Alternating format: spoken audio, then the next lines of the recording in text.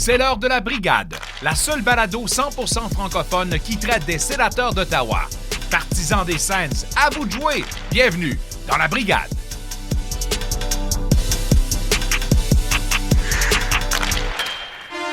Salut tout le monde, bienvenue à la Brigade. Mon nom est Jean-Philippe Fogg, en compagnie, comme toujours, de Jean-Philippe Fortin et Pascal Villeneuve. Aujourd'hui, on reçoit Sens DJ en personne, Alex Marchand. Mais tout d'abord, on va s'entretenir avec notre collaborateur JF Demers, qui s'est démarqué, qui surprend, qui déçoit.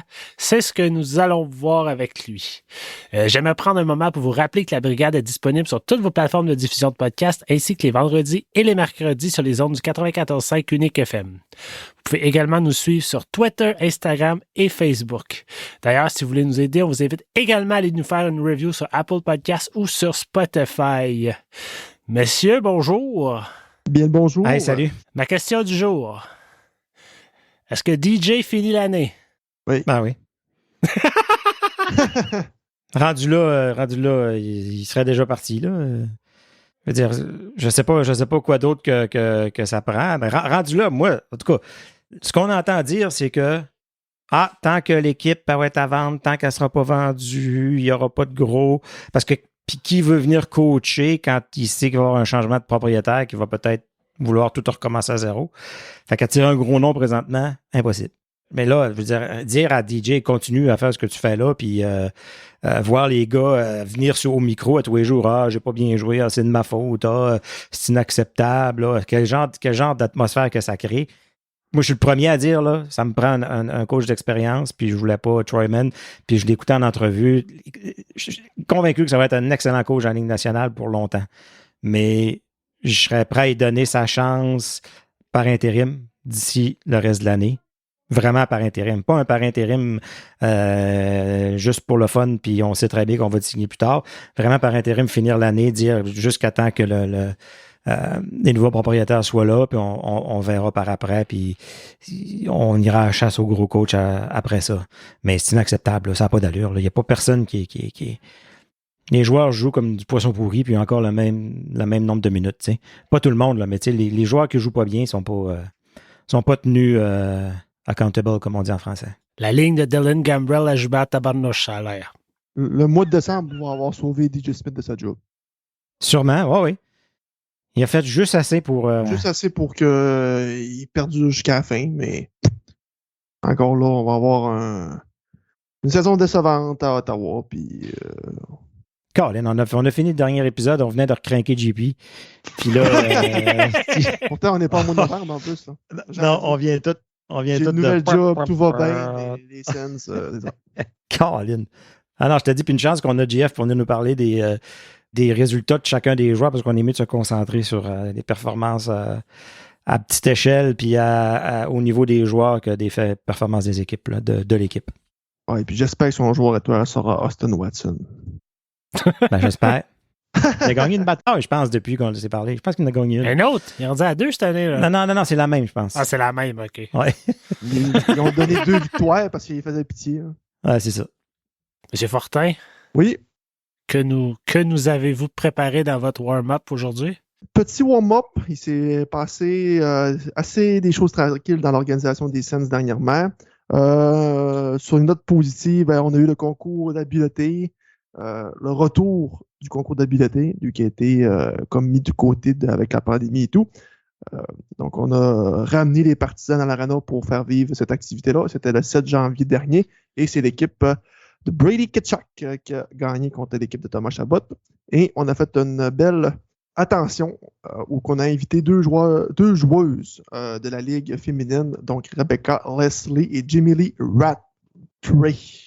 Et c'est moi mon excellent anglais.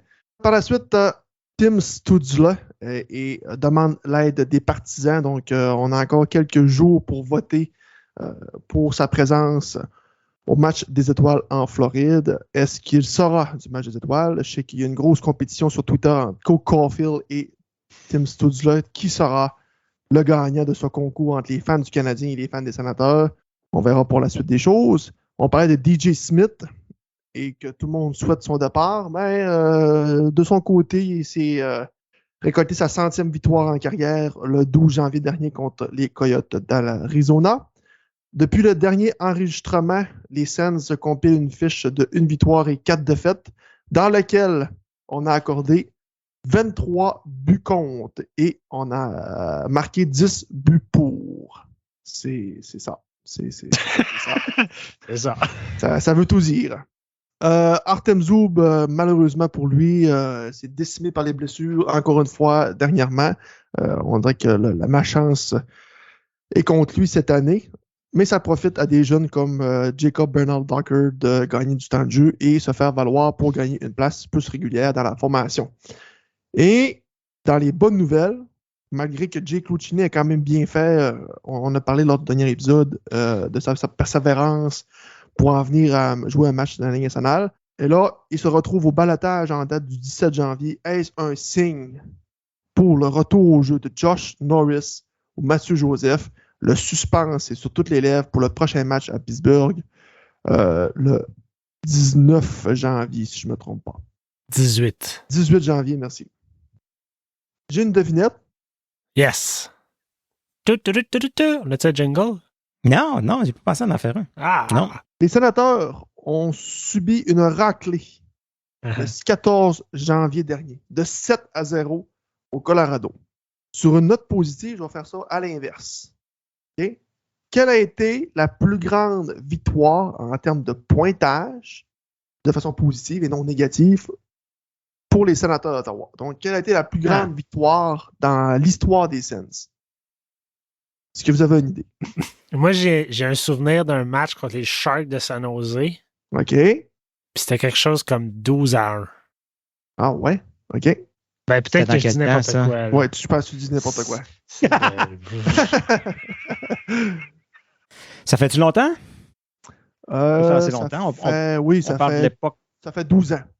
des Tu vois, 12, c'était pas pire. Fait que 2010, à peu près, 2011, 2010.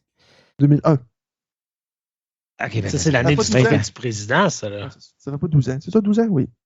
20 ans. Je suis calculé, moi, là. Non. Il y en a qui dit n'importe quoi, l'autre ne sait pas calculer. Ouais. Chance qu'on a Ouais, JF qui s'en c'est vient vrai. tantôt pour nous remettre à notre 22 place. ans. Ça fait 22 ans. Oui. Mon Excusez. Dieu. OK. Bon, je vais vous le Hey, dire. dans ce temps-là, Jamais. c'était-tu contre les Thrashers d'Atlanta? Non. Non? Je- C'était contre quelle équipe? Essaye un score. Dis un score. Je pense pas qu'ils n'ont jamais fait plus que 10. OK. Bon, ben, vous êtes tous les deux dans les patates. Oh.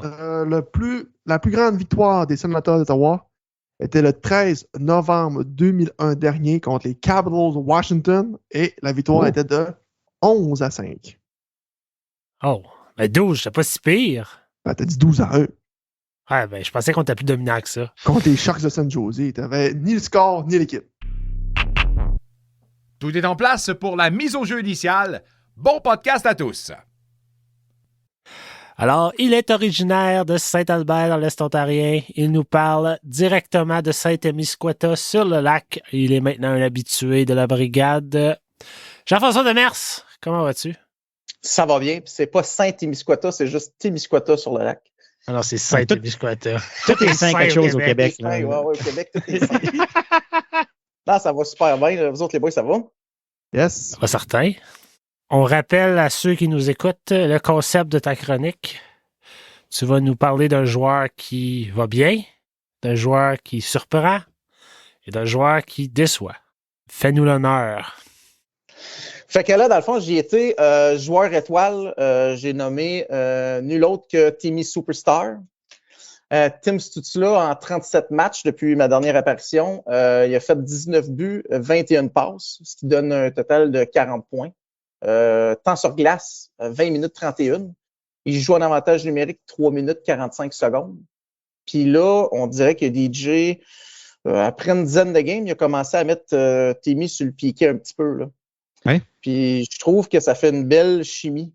Tu sais, dans le fond, avant, on avait Formaton, là, il était là sur le désavantage numérique, puis je trouvais que... Formaton. Formanton. Formanton. On va essayer d'être un petit peu moins... Ouais, c'est ça.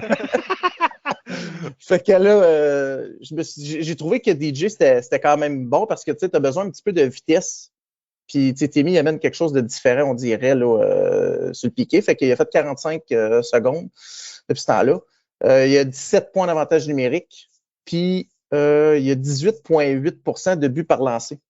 Fait que, ce qui est quand même une excellente moyenne depuis les 37 derniers matchs. Pour moi, Tim Stützle, d'après moi, c'est un bijou, là. Je sais pas, c'est sénateur. Puis, tu sais, on s'entend, il a eu 21 ans, je pense. 21? Hier. Ah oui, c'est un flou Il vient encore. juste d'avoir 21, c'est un flow, là. Fait que, tu sais, d'après moi, en tant que... Ouais, c'est ça, là. En tant que skill, là, ça peut dépasser Alfredson. Oui. C'est dit. Oui, c'est dit, là. C'est vraiment... Moi, je le mets dans la catégorie superstar là, de la NHL. Tu sais, il a juste 21 ans, puis on s'entend qu'il n'est pas encore rendu là. Tu sais, un gars qui est une superstar. Il nous fait penser peut-être plus au Havlat puis à ces joueurs-là là, qui étaient capables vraiment de prendre la rondelle puis de créer quelque chose à tous les fois. Là. C'est ça, comme moi, il me fait beaucoup penser à Patrick Kane. Là. Il est capable d'arrêter le temps, il change le chiffre, change le momentum. J'ai été chanceux dans le temps des fêtes, j'ai descendu chez mes parents, puis j'étais allé à une game contre Columbus. Puis il a fait spinner Johnny Gaudreau. Là. Ouais, ils ont gagné 4-0, c'était juste parfait. Là. Mes enfants étaient bien contents. Mais tu sais, il a fait 2 spinoramas, direct en avant de Gaudreau, puis Gaudreau, il a dit, voyons, ce qu'il fait, lui. Là, Puis j'ai remarqué que DJ l'a benché sur le powerplay après. Pour dire, je sais pas, tes petits moves fancy. Calme-toi, là. Ouais. Ouais, c'est ça, parce que ça aurait pu faire un 3 contre 2 faire un but. Là. Ouais. Mais dans le fond, il va prendre la maturité, puis d'après moi, lui, il est gradé vraiment superstar dans le futur. Là. Fait que c'est ça. Fait que j'ai trouvé que c'est un bon élément. Puis d'après moi, il va devenir un bon two-way forward, là, d'après moi. Ouais. C'est ce que j'aime de l'organisation qui en font devenir un joueur complet et non un joueur offensif. Puis c'est ça ta principale tâche. Parce que depuis son début, là, il ne faisait pas confiance, il n'était pas centre. Ouais. Là, devenu centre. Là, commence à jouer sur le désavantage numérique. Fait que on sent qu'il y a comme. DJ, il a l'air à travailler avec puis faire confiance. Là. Pour faire ça, là, je pense que on chiale bien contre DJ, là, mais pour amener les joueurs où est-ce qu'ils sont supposés d'être, là, de les prendre immatures, de les prendre genoux, puis de les amener sans les brûler, étape par étape, je pense que ça, moi, j'y donne à 100%. C'est juste qu'on dit qu'on est peut-être rendu ailleurs, un peu plus loin. Mais j'aime ça ce que tu apportes aussi concernant le piqué, parce que l'année passée, on était une force en piqué, puis une des raisons, c'est qu'on faisait peur, parce qu'on avait justement Formenton, puis on avait Connor Brown qui était capable de couper une passe puis de partir n'importe quand. Puis une des parties du piqué, c'est ça, c'est d'être une menace aussi. Puis on l'avait pu, ça, justement, avec Formenton pas là, Brown pas là. Il y a Tyler Mott un peu au début de l'année. Mais là, avec Timmy, ils n'ont pas le choix de respecter, le piqué. Puis écoute, je pense que c'était un des meilleurs de la Ligue. S'il y a encore quelque chose, le powerplay marche un peu moins bien, mais le piqué marche encore tempête. Là. Ils ont donné un but, je pense, dans 20 dernières games. Ouais, mais ça me semble les deux sont dans les top 10, là, soit powerplay ou. Ouais, le powerplay n'a perdu un peu, mais oui, je pense qu'il est encore assez haut. Ouais, non, je trouve que c'est probablement ce qui explique une bonne partie des succès. Un choix évident. Fait que non, Timmy, c'était vraiment, vraiment un bon choix. Puis j'ai vraiment hâte le 25 février. Du P-Fort, tu vas être là aussi.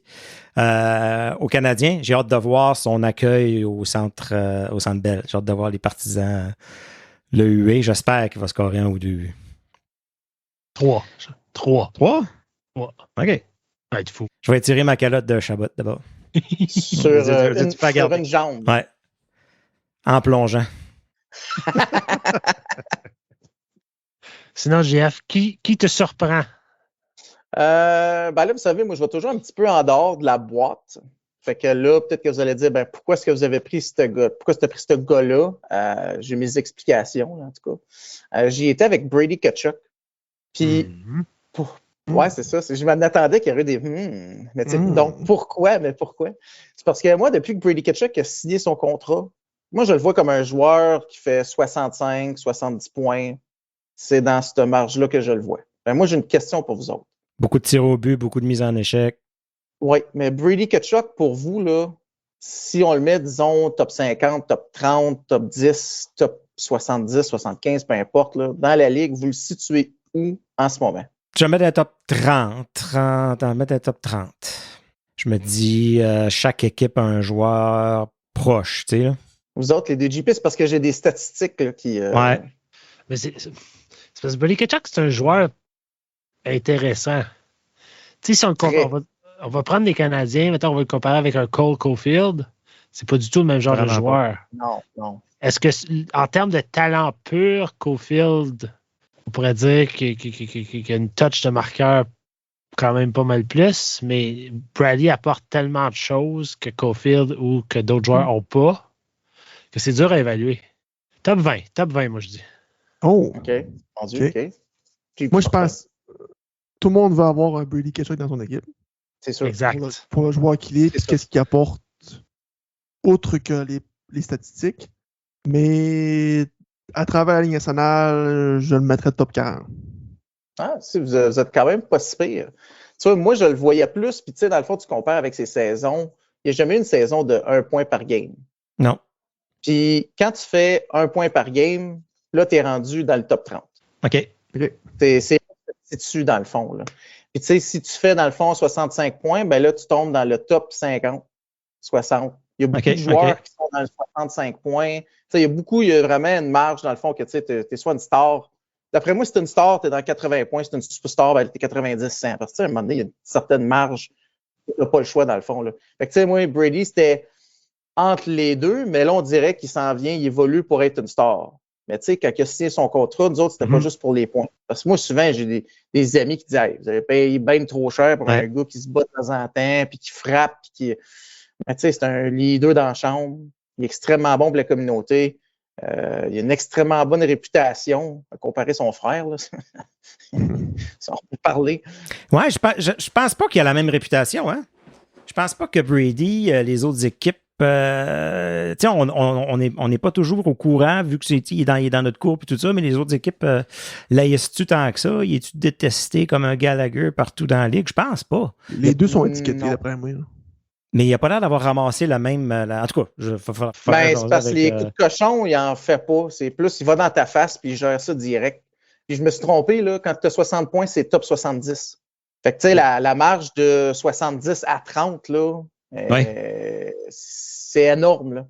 Fait que moi, j'ai trouvé que. Puis je sais pas si ça rapporte parce qu'il joue avec Timmy. Parce qu'on dirait Timmy, là, tu le fais jouer avec n'importe qui, il fait bien paraître tout le monde. Là. Tu sais, il se promène partout, il est capable de se battre. Et quand il s'est battu là, au centre du MSG là, contre Cuba, là, c'est malade, là, ça, là, ça cause des. En tout cas, moi, je trouvais que c'était cool là, comme effet. Tu as parlé de si tu fais 1 point par match dans le top 30. Ouais. Mais moi, je persiste à dire que les points, c'est une chose, mais il y a d'autres choses. Là. C'est sûr, mais tu sais, là, on parle de statistiques purement. Là, je parle pas de ce qu'il apporte à l'extérieur. Parce que quand il avait signé son contrat, si tu calculais ses points, tu te disais, il y a 7 ans, tu sais, on travaillait là-dessus. Mais là, il gagne son salaire. Là, je vais te dire une affaire. Là, Faut essayer pas de te défendre avec ton top 20. Je t'ai allé un peu ambitieux, moi, top 20. J'ai checké un petit peu. Dans le fond, son temps de glace à Brady Tkachuk, c'est 18 minutes 33. Puis j'étais allé checker l'an passé, dans le top 30, puis j'ai enlevé les défenseurs. C'était quoi le temps sur glace? Puis c'était 19 minutes 47. Fait que tu sais, il est quand même en dessous du top 30 de l'an passé. Si tu calcules, s'il joue une minute et quelques de plus, ben écoute, il va peut-être le percer le top 30. Là, à un moment donné, là, les chiffres ne mentent pas. Là. Mais c'est pas ça qu'on veut, je pense, de toute façon. Tout ce qu'il va chercher comme stats, tout ce qu'il va chercher, je pense que c'est tout du gravy. Ça fait taire un peu tous les détracteurs. Tout le monde a juste hâte de le voir jouer en playoff. C'est juste ça qu'on a hâte. Il est fait sur mesure pour les playoffs. Fait que je pense que c'est là qu'on va voir le vrai Brady Tkachuk. On va peut-être attendre une autre année. Convaincu. Pas mal convaincu, moi aussi. À moins qu'on se fasse des playoffs de loser, là, je sais pas. Oh, ouais. Fait un 4-7 contre Montréal, ça serait le fun. Sur ça, qui déçoit? Écoutez, la liste est longue, hein? J'ai pas, on dirait que c'est la partie qui est tout le temps le plus difficile. Ouais, parce que tu ne veux pas y aller avec de quoi d'évident comme un Zaitsev ou comme non, c'est ça. Là, il joue plus, là, il joue presque plus. Là, tu veux quelqu'un qui peut-être qu'on avait des attentes?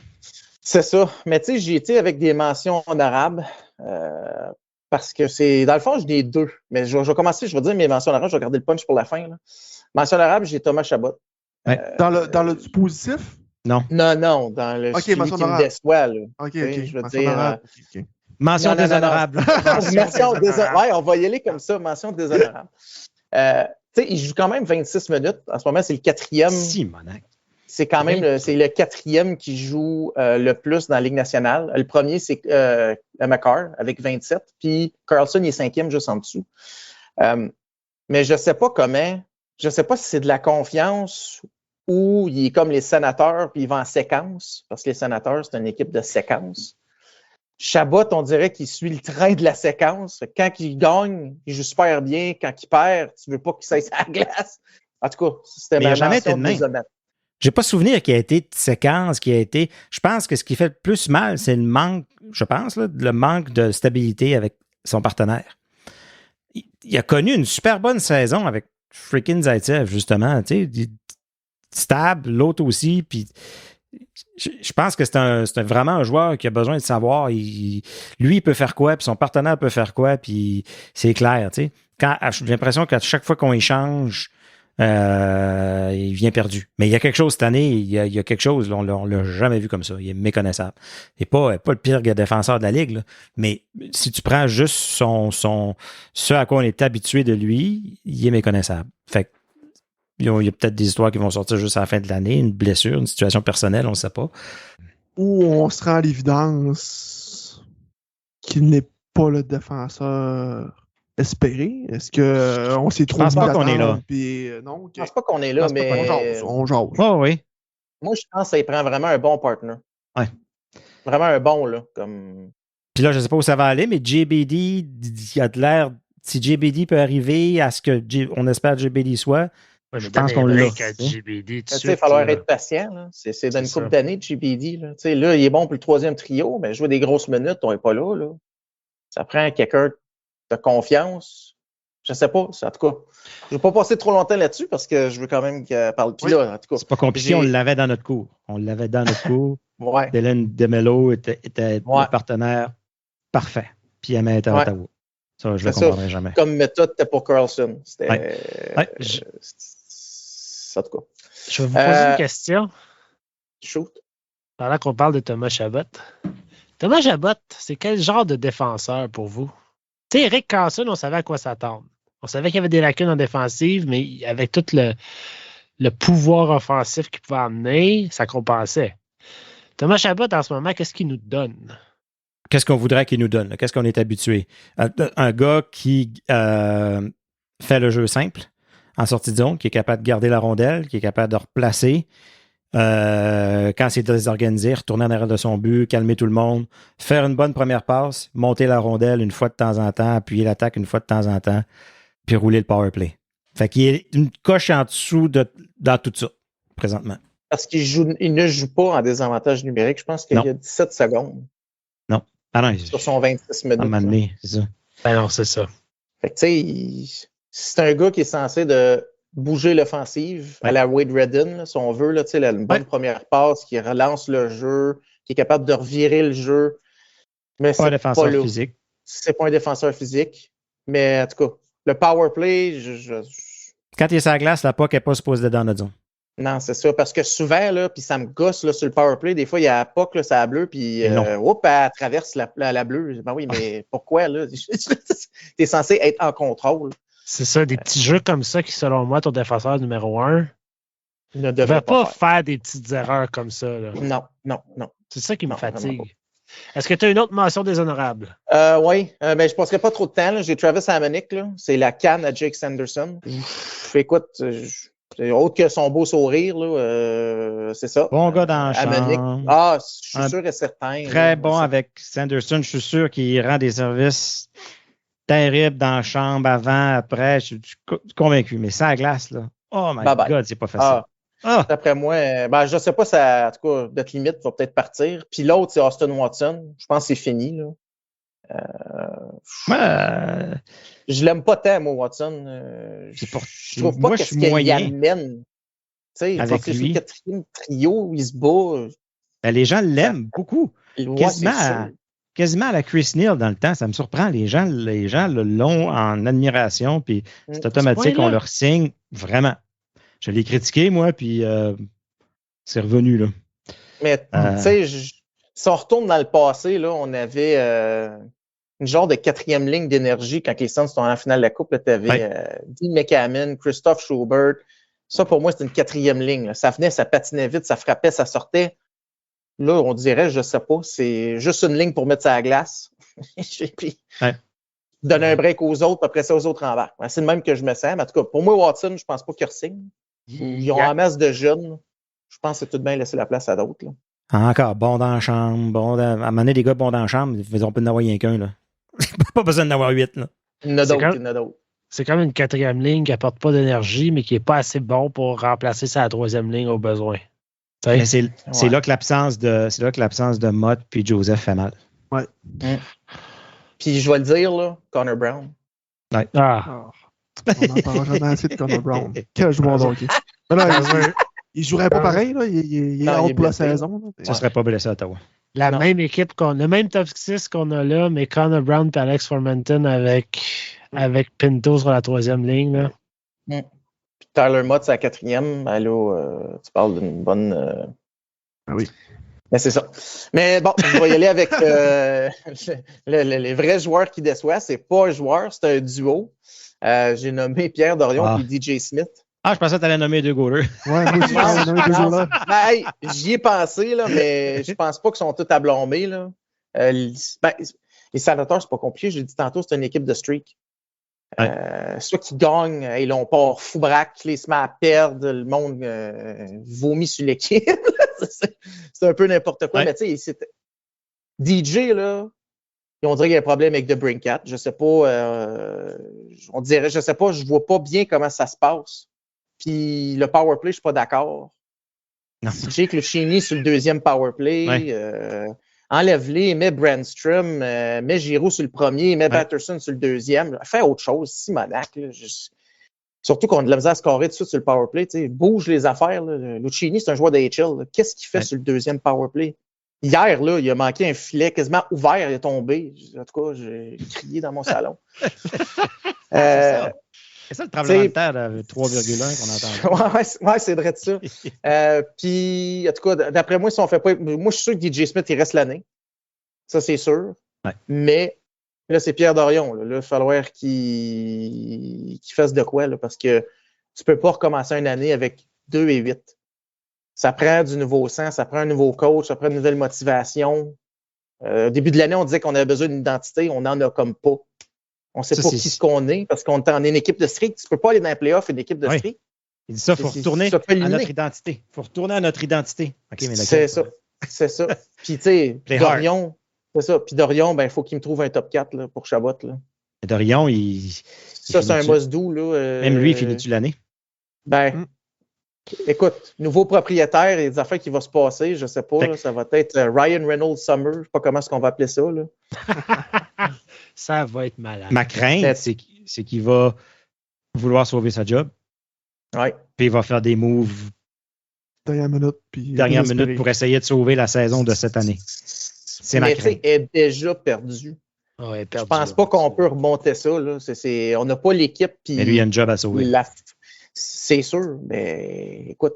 Lui, il se dit, si je réussis à faire de quoi, qu'on fait un push, puis on finit comme les autres saisons, puis on arrive proche à 6 points, mais nos 10 dernières games, on les a gagnés, peut-être que je garde ma job. Peut-être. On disait que je jouais des matchs importants en mars, mais moi, je pense que ce n'est pas les qui sont les matchs importants. Les matchs importants, c'est au mois d'octobre. Ah oui. Au mois de novembre. Ils sont tous sénateurs. C'est sûr, ils sont tous importants, mais tu sais, où est-ce que ça nous fait mal, là, c'est le mois d'octobre. Ouais. En tout cas, je pense que l'objectif en ce moment, c'est de finir à 500. Mais tu sais, en début de saison, on l'avait dit, là, si on fait playoff, on va être content. Si on ne les fait pas, il faut juste être sur le bord. Mais là, on est sur le bord ou on est en bas. C'est ça. Fait que c'est pour ça que j'ai nommé DJ puis Pierre. En tout cas, on va voir qu'est-ce que le futur va nous amener. Tu sais, Riley Gregg, là, à un moment donné, ça prend une monnaie d'échange pour aller chercher un top 4. Là, puis, c'est pas un gars qui n'est pas signé. Là, ça prend quelqu'un qui peut-être pas Chikrin parce qu'il y a beaucoup de blessures. Puis, mais tu sais, quelqu'un qui est établi puis quelqu'un qui peut être une force. Là, Chikrin, il est à gauche. Ouais, c'est ça. Je comprends qu'il peut jouer à droite. Là, c'est mais... ça. Je veux passer Matt Dumba. Non. Il y a Mathias Ekholm Non. aussi qu'on a vu passer sur Je Twitter. serais peut-être pas mal plus game avec Mathias Ekholm. Là. Ouais. Tu sais, c'est un gars qui est stable, là, fait que je serais pas mal correct avec ça. Là, je connais pas son contrat, par contre, là, mais par cœur. Là. Je pense qu'il a signé comme 7 ans ou je sais pas trop. Mais, checkez, là, parce que amène Matt Dumba dans l'équipe aujourd'hui, les sénateurs sont meilleurs. Là. Ouais, mais il y a quand même. Mais... On Les sénateurs quand d'une même pas meilleure sauvé équipe. l'année, là. Non, mais si tu veux améliorer l'équipe cette année, c'est le genre de move que tu fais. mais Matt Dumba, il n'est pas signé, ni UFA, puis c'est te pas parle le de cette Matt Dumba. Ouais, je le sais. mais tu sais, C'est le genre d'erreur qui peut arriver. Ah, que j'ai peur. oui. Parce que, tu sais, il s'est cassé la jambe, je pense. Puis chaque fois Ça se qu'un peut. gars se casse une jambe, là, ça le ralentit bien raide. C'est sa pire blessure, d'après moi, ou la hanche, bien évidemment. Là, mais un gars qui se casse une jambe, là, ça fait mal.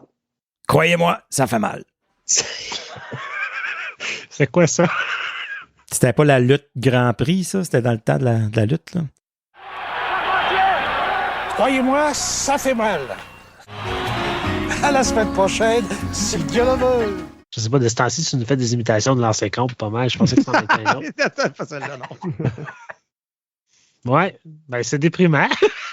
On aurait dû, Ouais, on c'est aurait dû du- finir par le meilleur Ouais. joueur, finalement. On va inverser ça la prochaine fois. Ouais. Mais sinon, moi, tantôt, j'ai dit, en ce moment, l'objectif, c'est de finir à 500. Pour vous, l'objectif, c'est quoi réalistiquement? Je sais même plus. Avoir une constance? Parce que même si on finit à 500, Ouais, mais j'espère qu'il arrive rien de positif. C'est ça que j'espère. J'espère qu'il arrive rien On de s'aligne pas pour Connor Bedard, là. Non, mais dans le sens où je veux pas qu'ils pensent qu'on est correct, on n'a pas besoin de rien toucher, puis on recommence l'année prochaine comme cette année. Tu sais. Tant qu'on n'a pas un nouveau propriétaire puis que les choses qu'on ne sait pas arrivent pas, qu'est-ce que tu veux qu'on s'attende? On retourne comme l'année passée en disant on espère que chaque joueur va progresser. Puis C'est ça qui est fou, les joueurs progressent individuellement, on le voit. Ouais. Mais l'équipe, puis on a beau nous dire l'été passé à quel point la chimie était bonne, que les gars étaient proches, que tout le monde avait du fun ensemble. Il y a quelque chose Ouais. qui ne fonctionne pas. Ben, c'est la défensive. Là. il aime le coach, puis il l'aime tellement. Puis J'ai envie de dire qu'il y a plus que ça. Des fois, la défensive fonctionne. Des fois, le powerplay fonctionne. Là, des fois, le powerplay ne veut plus rien savoir. Des fois, la défensive crash complètement. Des fois, il y a un goaler qui nous sauve une game. des fois, l'offensive marche à plein régime. Des fois, on se fait blanchir 3 fois ou 2 fois en 3 matchs. Même affaire. T'as raison. Prends un ménage. Oh, Ben là, Il y a on une fait reconstruction? du ménage. On fait une reconstruction? Non. C'est juste, hey, lâche-moi une reconstruction. là. J'ai vu ça passer sur On Facebook. peut j'ai plus, trouvé ça tout, drôle. tout le monde est signé. Ouais. Non, mais ça prend juste, il y a un petit peu trop de poussière sur le bureau. Là. Passer un petit Swiffer. Pour ramener le casque Place. de Bessic. Ouais, avec les lunettes, ouais. Mais là, tu sais, moi, à ce jour-là, en 17 janvier, là, la saison est morte. Il faut oublier ça, on ne fera pas de série. Tant qu'à ça, là, à partir de ce moment-là, faites jouer des jeunes. Faisons des tests. Là, essayez ce gars-là, essayez Greg, essayez Cruikshank, essayez tout. Puis débarrassez-moi du bois mort, là, des Parker Kelly, Austin mais- Watson, Dylan Gambrell. Allez-moi ça du line-up. Mais nous, des jeunes là, qui vivent un peu du temps de jeu, puis qu'on voit un peu qu'est-ce qu'ils donnent. Puis... Mais t'as-tu vu Belleville, comment ça va? On n'a pas un gros club à Belleville, là. Ouais, mais tu sais, ce cas-là, il fonctionne. Greg, ça fonctionne Ouais. aussi. Oui, mais... Puis Belleville, ils ont un paquet de blessures aussi. là. Pas de pire que Dylan C'est Gambrell vrai. et Austin Watson. Un paquet de call-up à Ottawa. Eux autres, ils composent avec la moitié d'un club à peu près. Là. Ce que je dis, c'est qu'on on dit faisons jouer Sokolov, faisons jouer Greg, mais c'est pas des. Sokolov, c'est pas un Josh Norris, c'est pas Non, un. non, mais c'est pas ça que je dis. C'est pas, Non, il veut juste amener une nouvelle dynamique. Ils changeront pas la comprends. donne. C'est rien que de voir de nouveaux visages. On veut voir qu'est-ce qu'ils vont donner aussi sur la glace, voir leur progression. Là, t'es rendu dans un camp. T'es quasiment rendu dans un camp d'entraînement. Là. Fait que t'es en période d'évaluation. Mais C'est ça juste fait pour- 5 ans qu'on ramène les jeunes pour voir, pour changer. Ah, la ben c'est ça. dynamique. Ben, c'est Il ça. faut pas oublier, C'est Sénateur, ça. c'est une équipe jeune. Fait que, tu sais, si tu rajoutes des jeunes, je sais pas si ça va augmenter ou Valoriser l'équipe ou. Les faire venir une couple de semaines, j'ai pas de problème avec ça. De là à les graduer, on n'est pas rendu là, ou de leur donner une place. Moi, je trouve, à date, ça prend du temps de développer un joueur. Tu sais. Ce que Sanderson et Timmy ont fait, on pense que tout le monde peut faire ça, mais ce cas-là, oui, viens nous montrer. On l'a amené une couple de fois. À tous les fois, c'était pas concluant. Tu es retourné, tu domines. Je pense qu'il est 7-9 sur d'un fusillade. Viens faire une, tu sais, là, il peut donner un show, même à Ottawa, puis viens t'amuser un peu, viens voir qu'est-ce qui te manque encore, puis retourne. Mais finissons comme il faut leur progression, mais... Tu sais, la quatrième trio depuis le début de l'année, là, c'est Kelly, Castlelake puis Watson. Ça n'a pas bougé de ça, là. Puis on croit encore que c'est le meilleur trio possible pour le quatrième trio. Fait que c'est ça, là. Parce qu'on a un bottom 6 qui ne produit pas. Avec l'exception d'Eric Brassard, qui a produit. Just Norris revenir, ça va. Ouais. Mais effectivement, écoute, tu dis, mettons, Norris revient, Joseph revient, Mott, je ne sais pas, il est dans quelle timeline, là. Bon, puis le Zoub revient. Ben, on a peut-être vraiment une fin de saison différente, là. Fait que, tu sais, le seul mulligan que je donne à DJ, c'est qu'il n'y a pas eu une équipe complète de l'année, tu sais. Mais quel coach, il y a une équipe complète toute l'année? Il n'a pas vraiment non plus. Pas vraiment. Non, c'est ça. Moi, ma grande déception de cette année, c'est qu'on a signé Claude Giroux pour 3 ans. On en a avoir gaspillé une. Ouais. Mais c'est les 2 autres qui sont importantes. Je suis d'accord, mais avoir une saison où on ne fait pas les séries, et on a vu de la progression toute l'année, on a vu d'une équipe se battre, on a vu Claude Giroux jouer comme il a joué. J'aurais dit, c'est beau, là, on va à la prochaine étape. Mais en ce moment, je ne sais pas c'est quoi la prochaine étape. On répète. C'est rinse and repeat l'année prochaine. Là. Ouais. Alors, on va redire les mêmes choses. Là, il faut commencer la saison fort. Il ne faut pas en perdre beaucoup en octobre. Blablabla. On va retourner à ça. Ça fait 3 ans que c'est ça. C'est DJ, là. J'avais dit au début de l'année, il fallait que les partisans donnent une chance, là, mais là, je suis embarqué sur le train et c'est moi qui mène le train. Ouais. C'est vrai. Tu avais accusé les partisans d'être trop durs à son égard. Ouais. J'espère que tu t'en mords les doigts à cette heure. Ah, j'ai rongé mes ongles avant d'arriver. Les partisans aimeraient des excuses. Je m'excuse, tout le monde. Vous aviez raison. JF, un gros merci pour ton temps. Ça fait plaisir. Le plaisir est le nôtre. Bonne saison, mon ami. Vous autres et tout, puis lâche pas. On écoute régulièrement vos épisodes aux 2 semaines. Bon travail, les boys, puis on lâche pas. Yes, on s'en genre. Yes. Bye. On entame les dernières minutes de jeu. La brigade déploie son 6e attaquant. Alors, pour le 3e segment de l'épisode, on est en compagnie de nul autre que Sans DJ en personne, Alex Marchand. Alex, comment ça va? Hey, ça va bien, les gars, vous autres? Yes. Hey, ça va très bien. Alex, on a l'impression que tu es dans l'entourage des sénateurs depuis énormément de temps. Moi, je me souviens quand j'étais pas bien grand, j'avais lu un article du Droit. Je ne pourrais pas dire qui l'avait écrit dans le temps, puis ça disait « Un franco-ontarien devient DJ des sénateurs d'Ottawa ». Puis je me souviens que la personne que j'étais à l'époque, ça m'avait vraiment marqué. Mais avant toute chose, qui est Alex Marchand? Alex Marchand est un homme de 39 ans de la basse ville d'Ottawa. Grandi toute sa vie en plein sur la frontière de l'Ontario et du Québec. Peut des fois être confondu pour un anglophone, des fois pour un francophone. Honnêtement, j'ai été appelé une tête carrée autant que j'ai été appelé un frog. So, je te dis, c'est ça, exactement. C'est plus ou moins ça. On rit, mais je l'ai vécu ce mois-ci. Moi, j'habite à Montréal maintenant, puis au début, quand je suis arrivé, les gens me disaient wow, tu parles donc bien français pour un anglophone. T'as presque pas d'accent. C'était malade. Oh, ça m'est arrivé plusieurs fois, ça, c'est sûr. Donc, Alex, t'as grandi à Ottawa. Oui. As-tu toujours demeuré dans la région d'Ottawa? Ouais, la basse ville, c'est quoi? C'est-tu Vanier? C'est-tu ce coin-là? T'as-tu grandi non. avec Ryan Reynolds? Non? OK. Non. Non, ben peut-être. Non, écoute, moi, vraiment, quand je parle de la Basseville, je parle vraiment du secteur vraiment proche de King Edward et bon, quartier McDonald. Okay. J'étais dans ce quartier-là toute ma vie. Écoute, jusqu'à temps que j'ai déménagé. Tout ça, là? C'est exactement ça. Proche oui. du marché, OK. Oui, exactement. Dans le coin de l'école secondaire de la salle, genre. Ben, c'est mon école secondaire. Voilà. Voilà, exactement. Un beau petit 5 minutes de marche de la maison, c'était jamais très fameux pour se rendre à l'école. Ouais, c'était un peu pas toujours joyeux le soir dans ce coin-là, si je me trompe pas. Non, écoute, c'est certain que il y avait des moments, je me rappelle même un incident très vivement quand j'étais jeune. On était sur notre balcon dans la cour arrière, puis il y a un gars qui a sauté la clôture, a couru dans notre cour, a sauté l'autre clôture, a continué. Après ça, deux policiers ont sauté notre clôture, ont continué, ont sauté l'autre clôture et ont continué.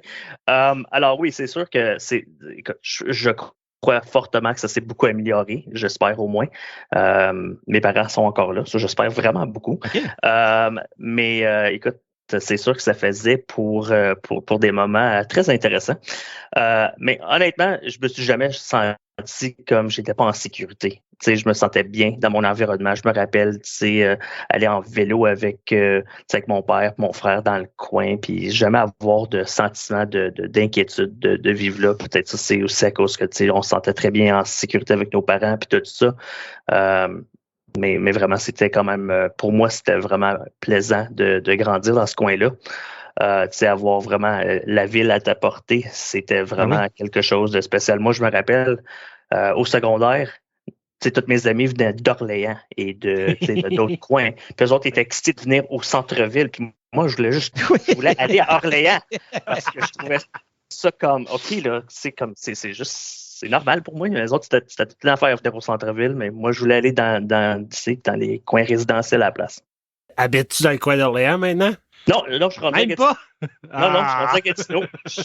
J'ai déménagé ici ça va faire au moins un bon 18 ans environ, 17 ans, 18 ans. Hey. T'es passé du côté obscur, là. Oui, écoute. De la force.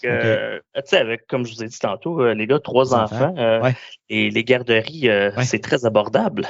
Oui. Alors, ça va bien pour les... Oui, effectivement. Ouais. Je ne me plains pas de mon hypothèque. Tu te plains de ton système de santé, par exemple? Écoute, on fait nos efforts pour essayer de ne pas être malade, mais oui, effectivement. Mais très honnêtement, on est allé récemment à l'urgence avec ma petite pour quelque chose, puis on est sorti en moins que 2 heures à l'hôpital de Gatineau. On a eu du service merveilleux par le personnel infirmier. C'était vraiment superbe. Ouais. Alors, encore une fois, j'ai rien à me plaindre encore, mais j'espère de rester en bonne santé puis pas être obligé d'aller à l'hôpital moi-même. C'est ça. Puis quand on chiale contre le système de santé, c'est jamais après les personnes. Tu sais, qu'à chaque fois qu'on y va puis qu'on rencontre le monde là-bas, c'est comme wow, maudit beau service. Mais puis l'avantage, je pense, d'aller dans un hôpital comme ça, c'est avec un enfant. Moi aussi, les fois que j'ai eu affaire avec un enfant, tu passes en priorité dans toute la liste. Tandis que les fois, ce qu'on a dit, peut-être que c'est plus sérieux, on devrait aller au CHIO. Là, c'est l'hôpital pour enfants, c'est juste des enfants, c'est juste des enfants malades. Fait que t'es comme, faut que tu sois l'enfant le plus malade pour être en priorité. Exactement. Écoute, seulement à quelques reprises, on s'est rendu là-bas avec nos enfants, puis vraiment, là, même dans le temps, c'était du service exceptionnel. Mais en ce moment, non, c'est sûr que c'est pas un moment bien le fun pour la santé du monde. Puis on fait de notre possible pour rester en santé, ça, c'est sûr et certain. Alex, suite à ce segment santé médicale... ça va être envoyé au gouvernement, ça. C'est ça. J'ai envie de te demander, premièrement, la musique. Est-ce que la musique a toujours été une passion pour toi? Est-ce que j'imagine qu'elle l'est? T'en fais ton métier? Ou du moins, si c'est pas uniquement ton métier, tu nous en donneras plus de détails. Puis la deuxième question qui va suivre, c'est les sénateurs. Est-ce que tu les suis vraiment depuis que tu es un enfant? Comment ça fonctionne? Et mes parents aimaient beaucoup la musique, oui. Mais c'est jamais été quelque chose qui m'a entouré grandement, honnêtement. C'est pas quelque chose que je tripais beaucoup quand j'étais petit. Ça a l'air un peu bizarre à dire, mais j'étais plus un petit qui aimait beaucoup la production, les systèmes de son, l'éclairage, les affaires comme ça. Puis je me rappelle que mon frère, lui, c'était l'athlète de la famille, puis qui est 5 ans plus jeune que moi. Lui, t'allais à Louis Riel. Non, lui, il était de la salle aussi. Ah ouais, hein? Oui. Puis il était l'athlète de la famille. Puis il jouait, je pense qu'il était encore en novice. Puis il jouait au tournoi de hockey à l'aréna Bernard Grandmaître de Vanier.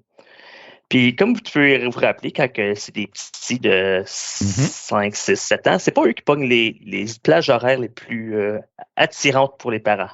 Les matchs, généralement, sont à 7 heures du matin. Puis ce tournoi-là, c'était un tournoi qui était quand même très, très bien reçu dans la région, très gros, c'était très populaire. Puis les autres, il y avait beaucoup d'emphase mise sur la production du tournoi, alors de la musique, des lumières, des affaires comme ça. C'est très impressionnant, surtout pour le jeunes. Temps. Mais le DJ de ce tournoi-là n'était pas très excité à se lever à très tôt de bonne heure. Alors les petits n'avaient pas ce bénéfice-là d'avoir de la musique et l'effet de se sentir comme les autres. Puis moi, étant le petit Chris de 12 ans, j'ai trouvé ça vraiment plate, honnêtement, que mon frère ne pouvait pas avoir la même, le même feeling que les autres à jouer. Sur moi, j'avais 12 ans, je me suis marché au gars qui organisait le tournoi, puis j'ai dit « Hey, moi, je peux le faire, la musique, pourquoi pas? » Puis le gars me regardait un peu bizarre, puis il a dit « Pourquoi pas? C'est quoi le pire qui peut arriver? » Il m'a laissé en contrôle, puis c'était mon premier essai. Fait que t'as expliqué vite ça, tu montes le son ici, tu parles la musique là, arrête ça là, choisis ta chanson là, puis vas-y. Tu dis que ça t'intéressait, mais tu connaissais pas ça bien. Non, exactement. Okay. Je me suis juste mis à m'amuser avec ça, puis j'ai trouvé ça bien le fun. Puis après ça, l'année qui a suivi, à mon école primaire, j'ai décidé d'organiser un tournoi de hockey-ball avec l'enseignant d'éducation physique. Puis je me suis dit, hey, ce serait le fun de faire un tournoi d'après-midi. Tout le monde sort de la classe, on joue un tournoi, plusieurs équipes, tout le monde peut participer. On fait même une petite levée de fonds. Puis moi, je vais prendre le système de son de l'école, je vais faire de la musique durant le tournoi, annoncer les buts, puis c'était toute une affaire. Puis tranquillement, pas vite, j'ai juste continué à comme me faufiler un petit peu dans les affaires comme ça. Un bon terme anglophone, rink rat. Okay. Alors, j'ai continué à suivre un peu mon frère, puis là, j'ai commencé à faire de la musique volontairement en même temps que j'étais un chronométreur pour la ligue de hockey de mon frère durant les matchs de hockey de novice, Atom, puis oui, tout ça. Je faisais tout le week-end, du matin au soir. Puis un de mes chums, c'est ça. Puis un jour, le président de la ligue de hockey a donné mon nom à l'Université d'Ottawa. Puis il a dit, écoute, si vous cherchez quelqu'un, ce jeune-là, il s'amuse bien gros avec ça. Puis il pourrait faire ça. Dans les très débuts 2000, j'ai commencé avec le DJ pour l'Université d'Ottawa, quand il jouait encore à l'aréna de la Côte-de-Sable. Oui, les GGs, à l'ancienne aréna de la Côte-de-Sable, qui est encore là. En même temps, écoute, là, je vais vous conter des longues histoires. Mon cousin, il était devenu l'annonceur maison des 67 d'Ottawa. OK. Et leur DJ a dû quitter pour aller faire de la formation professionnelle à l'étranger. Alors, mon cousin a donné mon nom au gars des 67. Et next thing you know, je suis rendu avec les 67 à temps partiel en 1999, en train c'était en 1999 environ, j'ai commencé comme temps partiel, puis dans les débuts 2000, j'étais le gars à temps plein. Petite anecdote, mon cousin est maintenant l'annonceur maison des Maple Leafs de Toronto. Ah ouais? Ah ouais, Antoine, t'es sérieux? Ça continue comme ça. Puis là, mon patron, après l'année du lockout de la Ligue nationale, a été embauché par les Sens, puis il m'a porté avec lui aux Sens. Puis honnêtement, en mesure de simplement être dans les bonnes places au bon moment, j'ai fait une progression dans ma carrière. C'est fou, hein? Tout ça a commencé par un petit volontariat de dire, tu sais, on dit aux gens souvent, là, allez-y, essayez-vous de reach out, de contacter quelqu'un, hey, vous savez jamais ce que ça va vous mener, ouais. Faites quelque chose. Parce que vous aimez ça. Oui. Ouais. Puis honnêtement, j'essaie de passer souvent ce message-là aux jeunes que je parle que c'est pas tout le temps quelque chose que tu vas voir le retour tout de suite quand tu es bénévole, quand tu donnes ton temps ou de l'énergie à une passion. C'est ça. C'est que tu vas revoir le retour dessus plus tard. Puis le monde, de nos jours, malheureusement, s'il n'y a pas un retour presque immédiat sur l'investissement de temps et énergie, alors que c'est parce que c'était du plaisir. C'était le fun, j'aimais ça. Je ne me voyais pas avancer plus que ça. Le moment que quelqu'un me dit « Hey, on va te payer 25$ par game pour faire de la musique, une game de hockey, ma tête a explosé, là, que vous allez me payer pour faire ça, vous êtes fous. »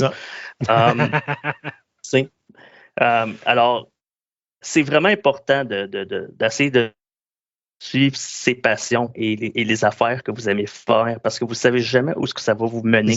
Puis moi, comme je dis, je suis un exemple principal de ça. C'est ça, puis ce qu'on apprend souvent, c'est dans ces... Oui, c'est peut-être pas payant, puis c'est peut-être pas de l'argent que vous allez avoir tout de suite, mais ce qu'on apprend dans les histoires, là, c'est plusieurs personnes avec qui on jase, puis qui nous racontent les histoires, puis beaucoup, c'est les contacts qui se sont faits au début dans les personnes qu'ils ont rencontrées, qui, sont partis, ont pensé à eux autres plus tard pour peut-être une occasion de...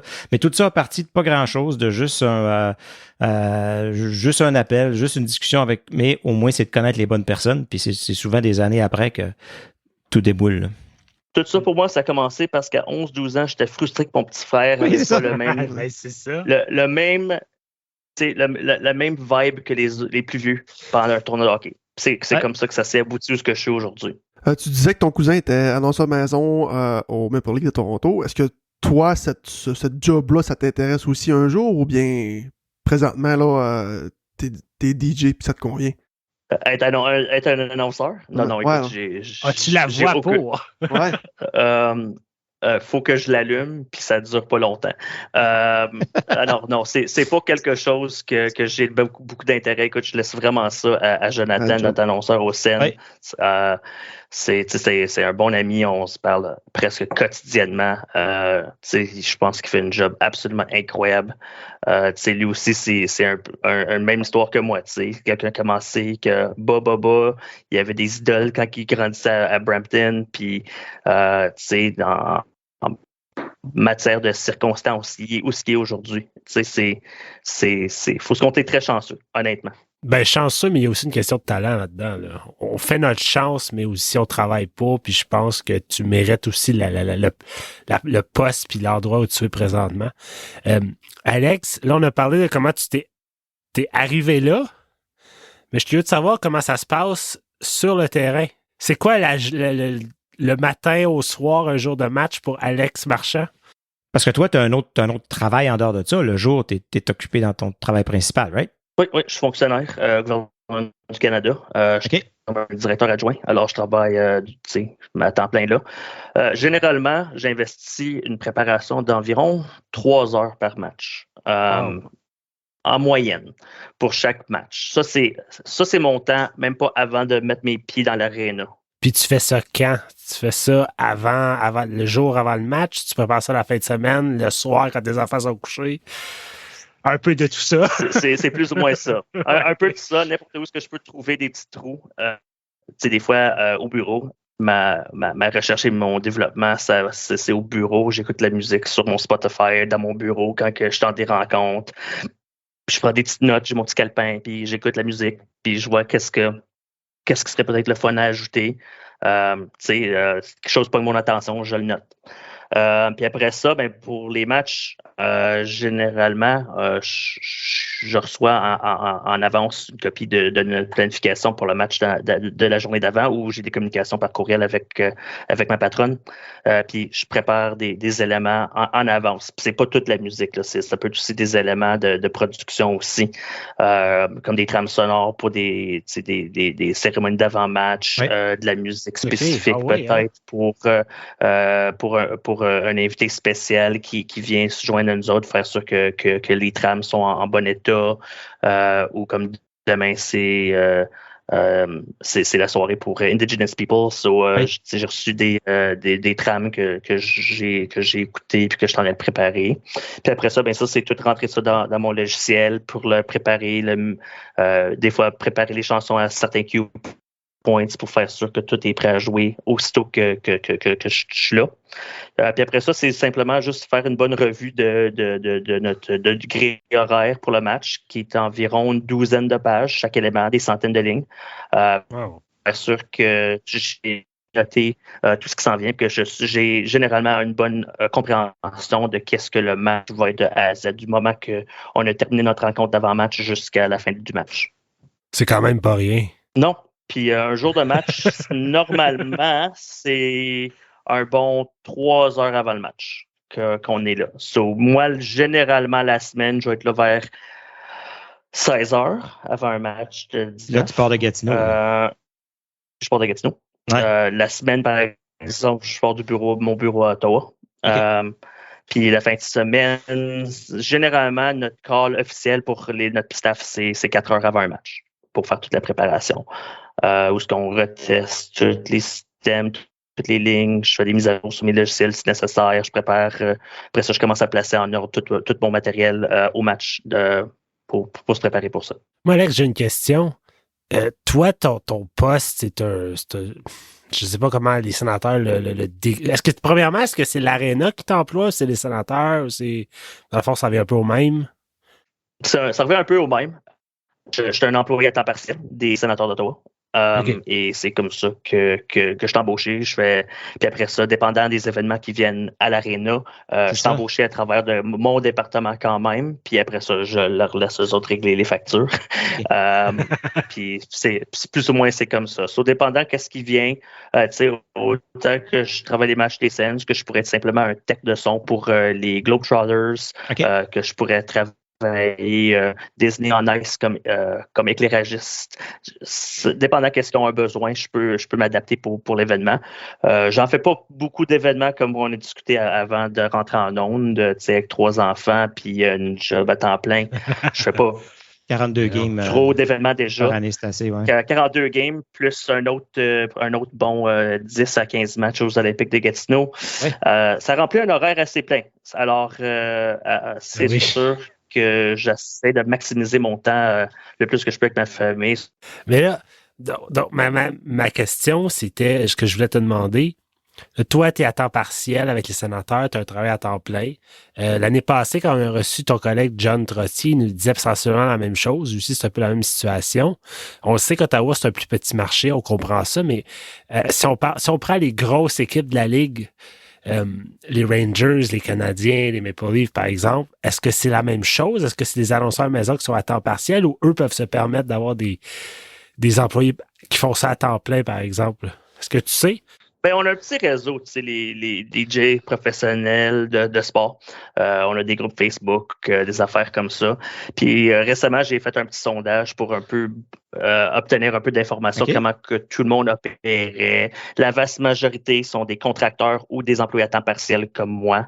Il y en a quelques places. Un de mes bons chums qui était à Seattle, lui, c'est un employé à temps partiel, à temps plein, excuse-moi. Puis lui, il travaille là comme sa job principale. Il fait du travail pour l'équipe durant la semaine sur un côté technique, mais aussi c'est celui qui joue la musique aussi, qui était le modèle que les sénateurs avaient avant mon arrivée dans les années 2000. C'était un employé à temps plein qui travaillait là, puis qui lui faisait aussi les matchs aussi. Je pense qu'il trouvait que c'était beaucoup, par exemple, pour une personne de travailler toute une semaine, puis après ça aussi, les matchs aussi, puis tout ça, puis la préparation qui va avec ça. Alors, c'est comparable, mais chaque équipe a un modèle un peu différent, c'est sûr et certain.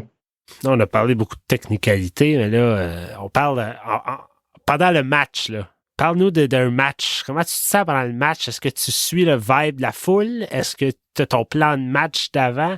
Le vibe de Twitter, les demandes spéciales de Twitter. Moi, Alex, j'ai une question avant tout. Est-ce que tu es un fan des sénateurs? Depuis le début? Depuis le début, OK. Oui, c'est sûr et certain que depuis l'arrivée des sénateurs à Ottawa, dans les années 90 en 1992, j'étais un partisan mordu des sénateurs. Ça n'a jamais été en doute. Tu dois supporter ton équipe locale, c'est très important pour moi. Il y a eu beaucoup d'efforts par beaucoup de monde pour apporter une équipe de la Ligue nationale dans la région ici. Puis oui, même quand j'étais petit, c'est sûr que c'était pas la même pensée que j'avais quand j'avais quand j'avais 9 ans, là. Mais c'est sûr et certain que pour moi, avoir une équipe de la Ligue nationale dans la ville, c'était très important, même à cet âge-là. Avant ça, je n'étais pas autant mordu du hockey. J'aimais bien les Nordiques. J'aimais bien leur logo. Mais autre que ça, j'avais jamais une affinité très forte envers d'autres équipes. Toronto, Montréal, non, c'était pas vraiment mes intérêts. Je pense que j'aimais vraiment honnêtement les Nordiques parce qu'il y avait un logo bien le fun. puis des belles couleurs. Mais non, honnêtement, je me rappelle, depuis que j'étais petit, on était des mordus, des scènes. Je me rappelle, surtout durant les séries, la famille se réunissait dans le salon de notre petit appartement dans la basse ville, puis on regardait les matchs de séries tout en famille. On avait nos petits tics, nos petits tocs, je veux dire. On avait des mascottes qu'on avait faites nous-mêmes. On supportait l'équipe fortement. Puis, pour moi, maintenant, faire ce que je fais depuis plus de 18 ans, c'est un rêve parce que je suis celui qui fait la trame sonore des matchs depuis plus que la moitié de l'existence de cette équipe-là. Puis c'est spécial pour moi. Vraiment. Puis c'est sûr qu'il y en a des journées que c'est plus facile que d'autres, comme le match très récemment était beaucoup plus facile que certains autres matchs, c'est sûr, à faire ma job.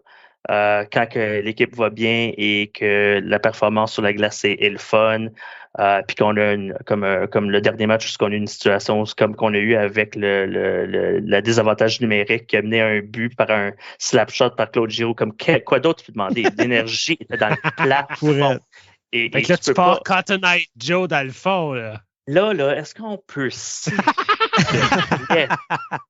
l'honnête fait de ça, c'est que cette chanson-là a été littéralement jouée, je pense, seulement une fois dans les 10 dernières années. Je ne comprends pas. Je l'aime, cette chanson-là. Tout le monde danse. Oh mon Dieu, je la déteste avec une passion. Même quand mon ancien patron me faisait jouer cette chanson-là, je n'étais pas capable.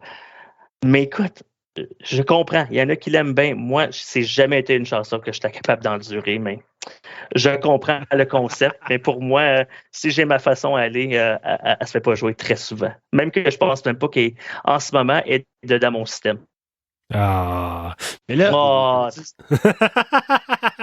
Mais tu vois, moi, j'étais sous l'impression que c'était les partisans qui la voulaient pas, puis que toi, tu la voulais. C'est ça que je comprenais. Non. Moi, je suis très heureux de ne pas la jouer. Honnêtement, c'était mon ancien patron au Sens qui adorait cette chanson-là. Il disait, puis honnêtement, il disait que c'était le temps de la sortir. C'est la chanson qui, je vais dire en anglais, it scores goals and sells tickets. OK. Honnêtement, j'aimerais savoir les statistiques sur ce fait. Je n'ai jamais vu que ces statistiques, mais je ne suis pas mal certain que c'est pas un fait. Alex, pendant qu'on parle de chansons et de demandes spéciales, cette année, on a remarqué que lorsque les joueurs ont la première étoile du match, chaque joueur a une chanson. Ça, c'est une initiative de toi, du joueur ou de tes boss? Première affaire, ça fait plusieurs années qu'on fait ça. C'est vrai? C'est juste que je pense que on n'avait pas souvent la première. Non, mais possiblement. Je pense aussi qu'avec Twitter puis le fait que les 3 étoiles sont télédiffusées surtout sur TSN maintenant à cause qu'il faut une entrevue sur le banc, je pense que ça a juste pris un peu plus d'évidence. Ça fait, je pense, au moins 3-4 ans qu'on fait ça.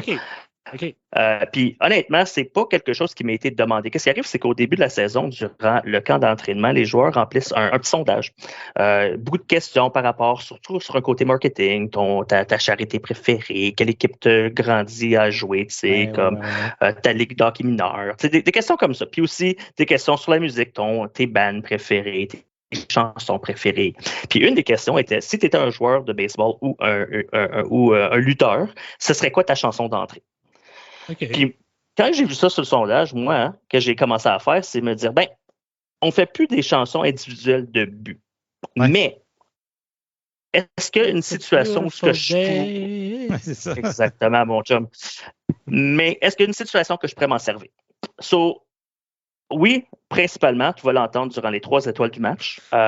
C'est toutes les chansons majoritairement que les joueurs ont choisies. S'ils n'ont pas donné une chanson sur leur sondage, ça va être un artiste ou un chanteur ou un groupe qui a une chanson de ce groupe-là qui ont été dans leur liste. S'ils n'ont vraiment pas rien écrit, je vais regarder, des fois, ils disent c'est qui leur lutteur préféré, je vais prendre leur chanson de leur lutteur préféré. C'est quelque chose comme ça. On s'en sert aussi durant certaines situations, durant les matchs. On fait comme un petit. Si un joueur est en train d'avoir un bon match, puis ils font un petit pack de ses highlights du match, je vais la jouer dans l'arrière-plan. Mais ouais, ça fait environ 3-4 ans qu'on fait ça. Des fois, tu as des chansons assez intéressantes. Des fois, trouver les chansons en version clean, ça peut devenir un peu difficile. Raise a Little Hell pour Hellberg, là, c'était sa coche. Là. on était là au CTC, on a fait wow! C'était ça ou Hell's Bells. C'était un des deux. Fantastique. Ouais, c'est plate que tu as juste pu la jouer une fois. Là. Oui, c'est ça. Ouais, mais c'était un beau moment quand même. C'était un beau moment. Oh, ben, vraiment. Alex, y a-tu une possibilité? Je sais qu'au début de la saison, là, il y a eu comme un débat sur Twitter pour la chanson thème de l'entrée des Sénateurs sur la patinoire. Je sais que certains fans voulaient avoir peut-être un narco de Timmy Trumpet, là, la sensation de l'heure au niveau musical. Fait que là, je voulais savoir, toi, ton point de vue là, en tant que DJ, là, ça se fait-tu là, de changer la chanson thématique des Sens? Comme je vous ai dit tantôt, les gars, je suis un mordu des Sens depuis le début. Quand il était dans le centre municipal à Ottawa. Moi, j'ai des mémoires vives de ces moments-là, incluant la chanson thème originale, le chunk of drums avant que les joueurs embarquent. Pour moi, ça fait partie d'un son iconique que les Sénateurs ont. Puis je crois que, honnêtement, changer la chanson pour le fait de juste la remplacer avec qu'est-ce que moi j'appelais une chanson passante, qui n'est même pas vraiment quelque chose d'Ottawa. C'était juste quelque chose qui était populaire pour une équipe de baseball, faisait pas de bon sens pour moi.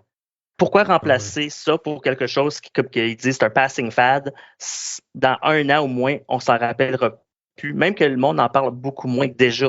Ouais. Mais je comprends, c'est partout. Même avec les Olympiques de Gatineau, ils voulaient vraiment qu'on utilise cette chanson-là pour leur rentrée de joueurs. Puis c'était partout. C'est correct. Ça va passer, par exemple. Ça va passer. Ça va faire son temps cette année et ça va passer. Et après ça, on aurait changé notre chanson thème pour juste ça. Pour moi, ça fait pas de bon sens.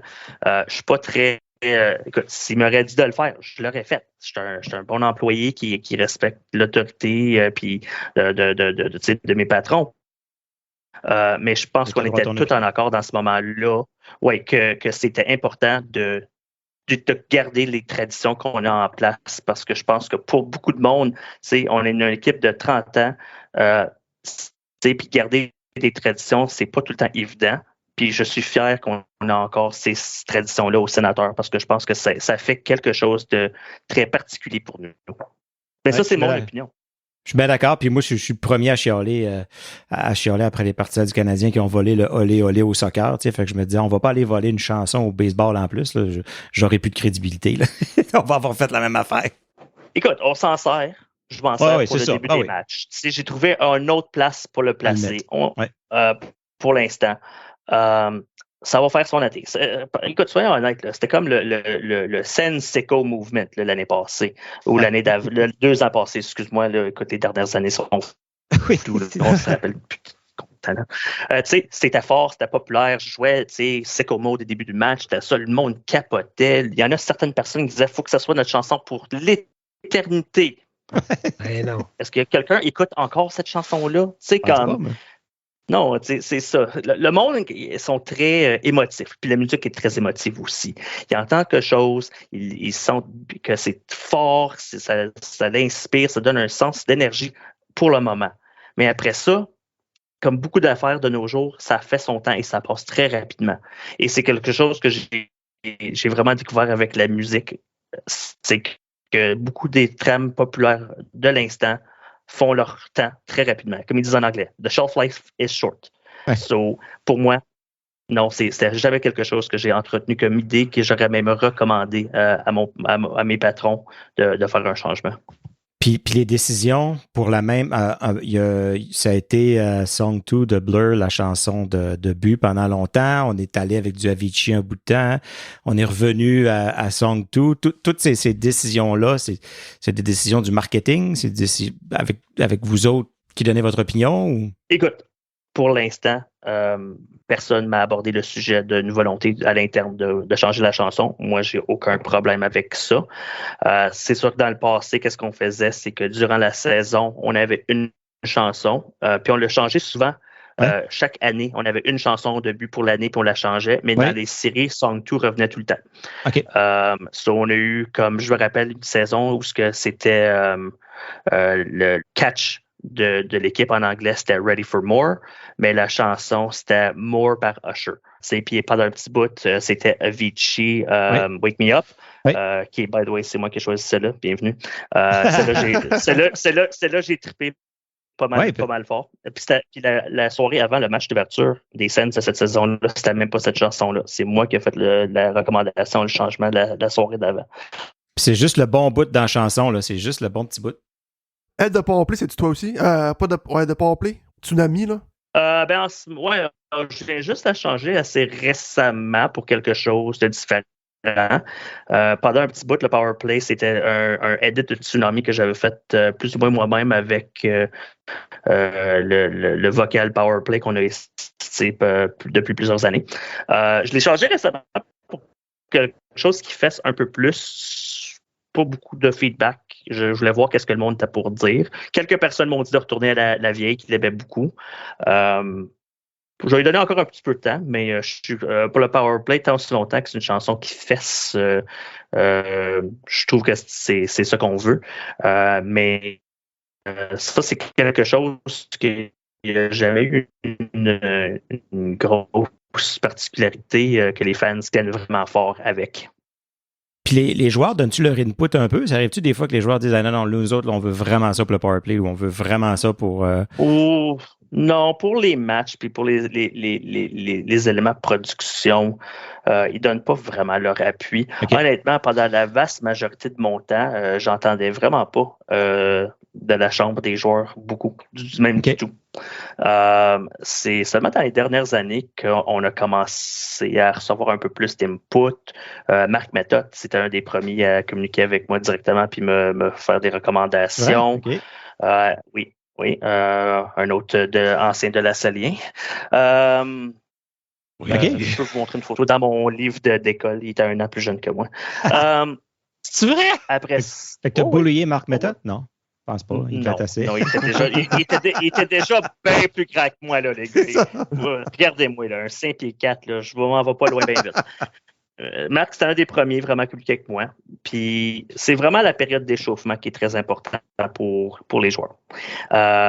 Puis l'année passée, Michael Del Zotto m'envoyait des mix déjà préfaits, puis c'est ça que je jouais. Moi, honnêtement, j'ai aucun problème avec ça. Cette année, c'est un DJ que les joueurs je pense qu'ils ont embauché, ou un ami d'un joueur, quelque chose comme ça, puis ils nous ont fait parvenir un mix pour le warm-up. Moi, honnêtement, tant aussi longtemps que les joueurs sont heureux, c'est ça qui est le plus important.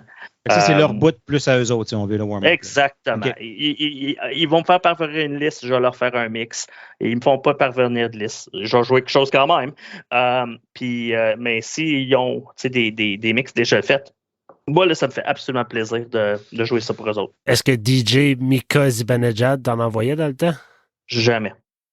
Ah non, hein? Non. J'aurais cru, me semble, pourtant. Je sais. Peut-être qu'il était juste trop nouveau sur la scène, puis que je pense qu'il n'était pas ici très longtemps après. Mais peut-être qu'aujourd'hui, s'il serait encore ici, peut-être que tous les warm-ups seraient lui, puis moi, je ferais juste play, puis pas de problème. Écoute, là, j'aurais aucun problème avec ça. Là. Je me fais payer le même salaire après tout. C'est ça. C'est ça. Alex, on a une petite tradition qu'on a des invités qu'on appelle le tir de barrage. Donc, on te lance des questions rapidement, puis tu nous réponds le plus vite que tu peux. JP, nous fais-tu l'honneur? Donc, je commence. Ta toune qui est incontournable dans ta playlist. Moi, Monkey Ranch Foo Fighters.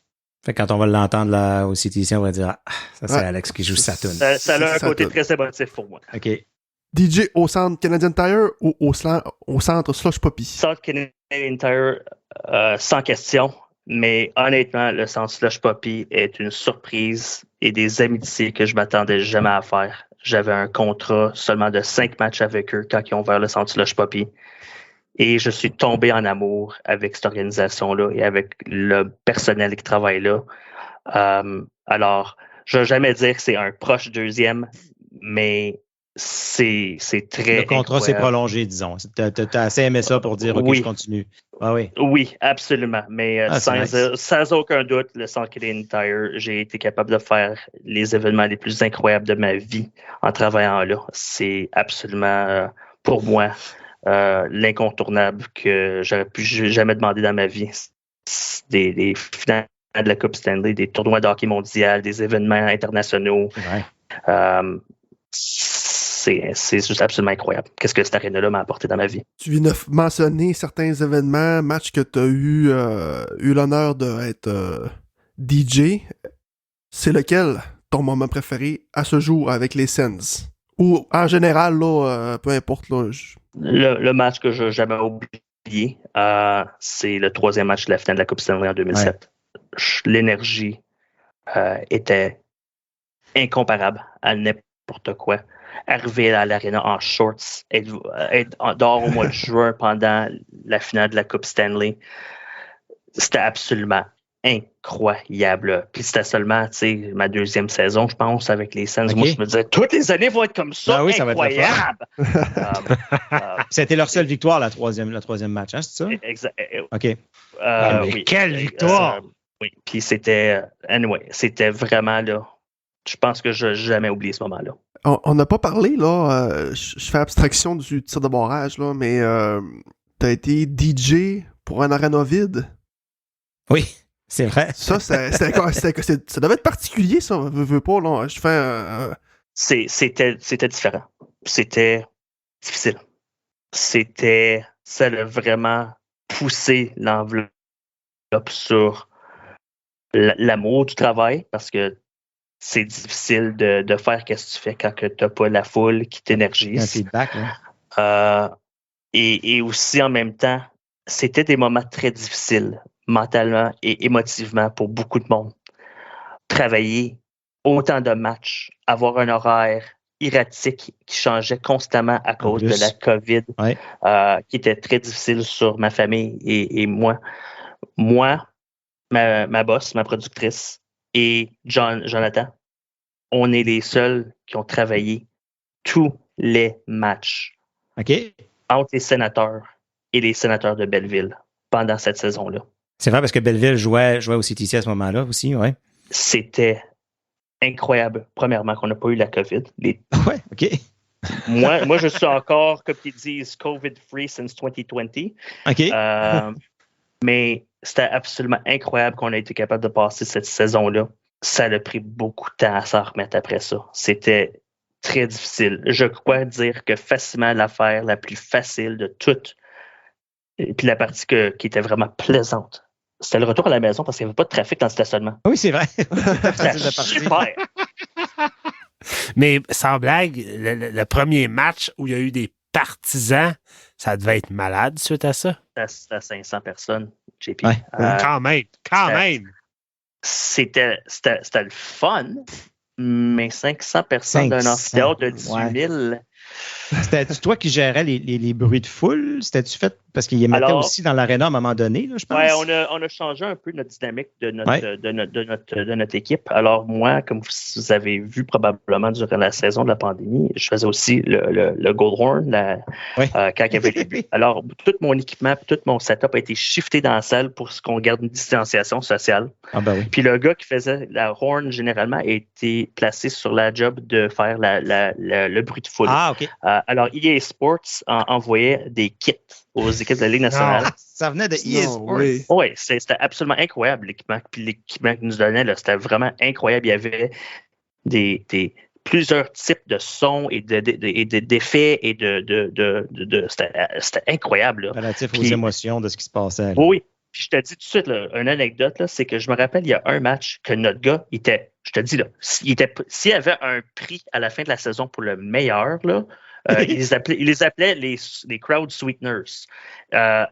C'est lui qui l'aurait eu. Parce qu'il y avait un match là, qui j'ai presque oublié qu'il n'y avait personne parce qu'il était tellement dedans, il faisait tellement un job de fou que ça m'aidait, parce que moi, durant le match, je ne regarde pas tout le temps les matchs, à suivre le match. Puis c'était absolument incroyable, au point où les joueurs, le banc, a dû appeler en haut pour nous dire « Yo, là, on se calme le pompon là, avec les sons. Là. C'est un petit peu intense votre affaire. » Mais nous autres, on était vraiment dedans. Puis on s'est vraiment on s'est amusé. C'était quelque chose de spécial de passer à travers ensemble. Mais oui, c'était vraiment quelque chose de spécial, avoir une fausse foule. T'es en train de nous dire que les sons qu'on entendait, c'est les mêmes sons que j'entends dans mon jeu de NHL. Écoute, je peux pas confirmer si c'est toutes les mêmes, mais c'était la compagnie qui ont été embauchés puis que l'équipement était parvenu des laptops, des MIDI track players. C'était vraiment impressionnant. Honnêtement, là, ça l'a vraiment quand même sauvé parce que j'ai travaillé un match des Olympiques qui n'avaient pas de foule et ils ne voulaient pas qu'on joue de tram, eux autres. OK.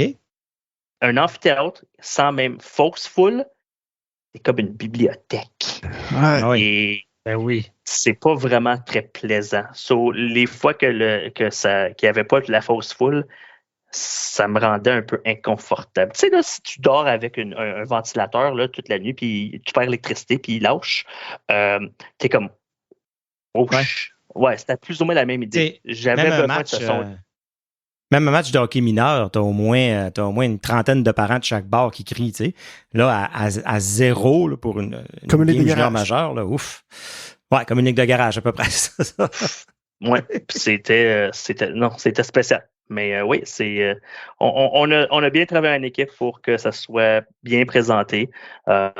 Puis écoute, c'était vraiment pour répondre à ta question, c'était très particulier vraiment de travailler avec une fausse foule pendant plus qu'une saison. Wow. Ben, chapeau. Parce que même, en tout cas, pour le téléspectateur, c'était pas terrible, j'imagine même pas pour toi en haut. Je me comptais chanceux. Je suis un des seulement probablement quelques centaines de personnes au Canada et aux États-Unis qui a pu aller voir du hockey live. C'est vrai. Je me sens très, très chanceux encore pour ça.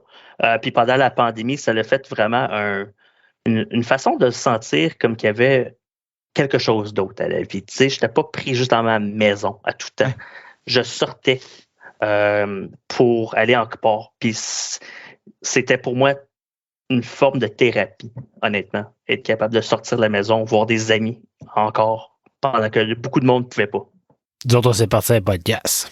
C'est un bon podcast, les boys. OK, le stationnement, c'était le numéro 1 à cause de la pandémie au CTC, mais votre podcast, c'est le numéro 2. Imaginez écouter le podcast en sortant du stationnement.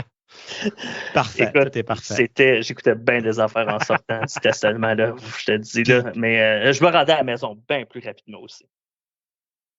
Alex, par le passé, tu as fait appel sur Twitter, surtout vers la fin de la saison, j'ai remarqué, j'ai vu ça passer à un moment donné, tu disais, si c'est des artistes qui veulent m'envoyer leur musique, tout ça, est-ce que c'est quelque chose que tu planifies refaire? Et si oui, s'il y a des artistes qui nous écoutent, qui voudraient justement partager leur musique avec toi, est-ce que c'est quelque chose auquel tu es ouvert? Et comment ils peuvent le faire? Puis un exemple, une preuve que ça marche, je veux dire, juste avant, il y a Squirrel Noir qui a fait la musique de notre podcast, justement, la chanson que vous entendez à l'ouverture et à la fermeture. Alex l'a joué pendant... pas cette chanson-là, mais a joué d'autres chansons de Squirrel Noir.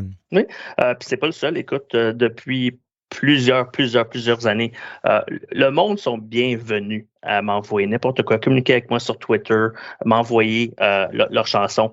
Je fais jamais aucune promesse du tout. Ça, c'est sûr et certain. Je fais jamais aucune promesse. Mais pendant plusieurs années, j'ai joué des bands locales.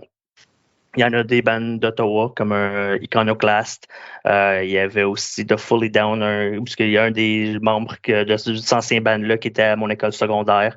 Mon chum Jean-Sébastien qui vit à Gatineau, son band Cynical Sons m'a envoyé beaucoup de leurs trams, puis j'ai joué au match. Un de mes collègues au travail, un de ses amis, c'est un rappeur francophone, Mindflip, puis j'ai joué une couple de ses chansons récemment. Ça me fait tout le temps plaisir d'écouter la musique. Comme je dis, je fais jamais de promesses, mais ça fait tout le temps plaisir parce que je sais que pour beaucoup de monde, juste ça, c'est un gros moment pour eux. Puis pour moi, ça me coûte rien. Ça me coûte rien de faire ça pour le monde. Puis ça me fait plaisir. Puis si des fois je suis capable, j'essaie d'enregistrer une vidéo avec mon téléphone, puis leur envoyer ça si je suis capable, parce que des fois ils l'ont pas entendu, ils l'ont pas vu, ça l'arrive. Là. Je vais pas leur dire quand je vais le jouer, ça va dépendre de la game. Puis écoute, je sais qu'il y en a certains bands qui l'ont posté sur leurs médias sociaux. LGS, aussi, on est très rapprochés avec ce band-là. Ils sont même venus faire une performance au CTC une fois. C'est vrai. Je trouve ça super. De faire ça. Puis aussi, j'aime bien aussi en fin de saison, surtout lors du dernier match de la saison ou l'avant-dernier match, dépendant le match pour de remerciement des partisans. Oui. J'aime ça faire une soirée de demande spéciale où j'invite le monde à m'envoyer leur demande spéciale sur Twitter, puis je vais généralement faire une playlist pour le match basé sur ce qui était envoyé. Je me sens que pour ce côté-là, c'est très important parce que les fans se sentent entendus et écoutés. Et aussi, quand leur chanson est jouée à l'Arena, ils sentent comme ils ont eu un effet sur le match. Puis je sais honnêtement pas combien d'autres équipes font ça. Bonne question. Parce que, tu sais, on a vraiment, c'est vraiment particulier, là, Ottawa, là. Il y a beaucoup de mauvais côtés d'être un petit marché, mais il y a beaucoup de bons côtés aussi. Je veux dire, nous autres qui se partent un podcast comme ça, qui rentrent vite en communication avec l'annonceur maison, avec le DJ maison, puis qu'on réussit puis sont présents sur Twitter, parlent avec le monde. Ça crée une proximité qui est pas beaucoup de marchés peut avoir, je pense. Fait que c'est vraiment, vraiment spécial pour ça. Puis c'est tout à votre honneur aussi, parce que, tu sais, il pourrait y être des grosses têtes qui, tu sais, ils punch in, punch out, puis parlez-moi pas, moi, je fais mon travail. Mais t'es impliqué, tu parles aux gens, tu lui réponds, le monde te tweet, tu lui réponds la plupart du temps, tu sais. Fait que, non, je pense qu'il faut voir les bons côtés d'être le petit frère des autres gros marchés, là. Oh oui, écoute, comme je regarde le montant de tweets que mon cousin à Toronto, il pogne comparé à moi, puis c'est sûr que c'est absolument incomparable, là, comme annonceur maison du Daily Leaf, c'est un immense marché. Il reçoit, c'est pas évident.